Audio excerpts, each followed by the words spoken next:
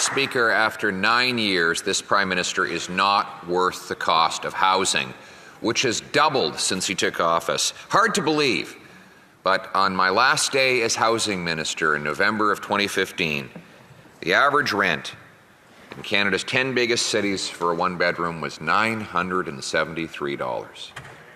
Can you believe that? $973 in the biggest 10 cities of Canada. Now it's $1,893. The average down payment needed for a new home, $22,000. Almost quaint. Now, almost 50 grand. Wow. The average mortgage payment needed on a brand new home was just $1,400. Now, it's almost $3,500. It took about 39% of the average family paycheck to make monthly payments on the average home. Now, that number's risen to 64%, a record-smashing total, meaning you would not be able to eat, clothe yourself, own a vehicle, or do anything other than pay taxes and your mortgage if you are the average family buying the average home. Now, the Prime Minister didn't care much about any of this until he started crashing in the polls. And then he panicked and appointed a big talking housing minister who had already, according to Liberal admission, caused immigration to run out of control, to take the helm of that Ministry of Housing. Since which time we have seen a flurry of photo ops and new government programs designed to generate media headlines. But predictably, these headlines have not reduced housing costs or increased home building. Home building is down this year. The Federal Housing Agency says it will be down next year and the year after that. Rent and mortgage payments continue to rise. That is because they, under this Prime Minister, are building bureaucracy rather than building homes. My common sense plan is the Building Homes, Not Bureaucracies Act. It seeks to do exactly what it says. Less bureaucracy, more home building. So, in a nutshell, here is my common sense plan to build the homes. 1, require municipalities permit 15% more home building as a condition of getting their federal funds.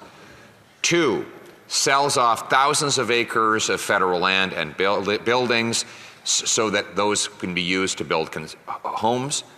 And 3, axes taxes on home building. It gets rid of the carbon tax, the sales tax, and other taxes that block home building. Madam Speaker, this is a fundamentally different approach than what we see from the current Liberal government.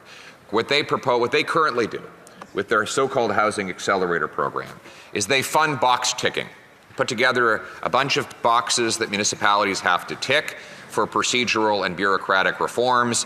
Once the boxes are ticked, the money is sent, and we move on. The problem is that even if those are the right boxes to tick, and ultimately the municipality ticks them, when the feds turn their back, the city can then put in place a bunch of new obstacles. For example, municipalities like Ottawa and Toronto have actually jacked up development charges after getting federal Housing Accelerator funds.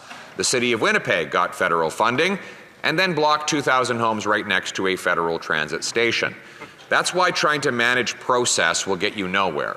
When you pay for bureaucratic box ticking, you get bureaucratic box ticking. But you can't live in a box ticked by a bureaucrat. You have to live in a home. And that's why my plan pays for results. It simply requires municipalities permit 15% more homes per year. If they hit the target, they keep their federal money. If they beat the target, they get a bonus. If they miss the target, they pay a fine. They're paid on a per completion basis, just like a realtor or a home builder is paid per home built. We want to pay for keys in doors and families sitting in a beautiful new kitchen enjoying their dinner, housed, healthy, safe, with money in their bank. That's the result we're going to pay for. Now let's bring it home.